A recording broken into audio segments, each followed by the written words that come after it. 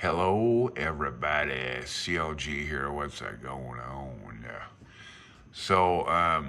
Kind of doing my usual morning routine, looking at ham radio news for ARRL, and there's some information on World Amateur Radio Day, which came and went, but it did kind of remind me about some other stuff that exists out there, such as HamSCI. This is another organization for science, ham radio, because, let's not forget ham radio is basically a really cool hobby, and you can learn a lot about the physics and science behind radio and all of that. So this is a cool organization. I don't know squat about it, but it's just more things that I like reading about things and maybe trying to learn. The other one is the IARU, the International Radio Union. Yeah, IARU. Actually, Hiram Percy Maxim, kind of our Bill W. of ham radio, was the first president of this. I didn't know that. But this is more of an international scope of the amateur radio hobby that's available. And I want to go through this too. There's a lot a person can do if you're off the air at the moment. There's a lot of resources on the internet and stuff to read about, which is fine because I'm in no hurry to spend all this money I need to spend with getting the radio gear on. I don't care. I'm in no hurry. But in the meantime, there's a lot of stuff a person can do. Also, I was thinking about in the bookmarks. So the 1950 ham radio handbook. In my little Google bookmark section here, I have a lot of stuff on ham radio. There's a lot in here that I have. I don't know. And I thought maybe I would probably try to maybe share some of these bookmarks. I'm kind of going through and organizing it right now. But as far as taking notes for the ham radio, the 1950 ham radio handbook that I'm trying to learn and go through at the same time.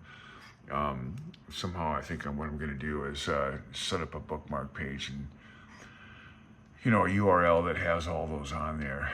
And the way I'm going to do it is I'm going to go through, I'll just go here, hold on one second. Let's just open that real quick. So just kind of going back to the where I'm doing the ham radio, 1950 ham radio handbook. It's a little different there. Those are documents saved up on a Google Drive here. And let me see here. Where is it? Ham radio, okay. Where is it? It's here somewhere. Hold on, folks.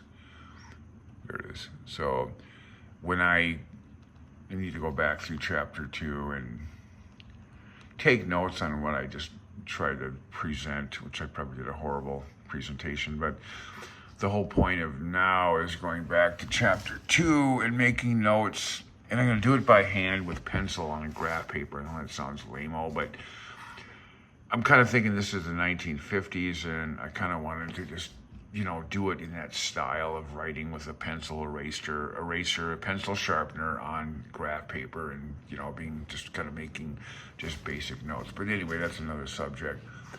So all those PDFs or all those notes that I create, and I'm going to take my time because I want to do it as accurate as I can.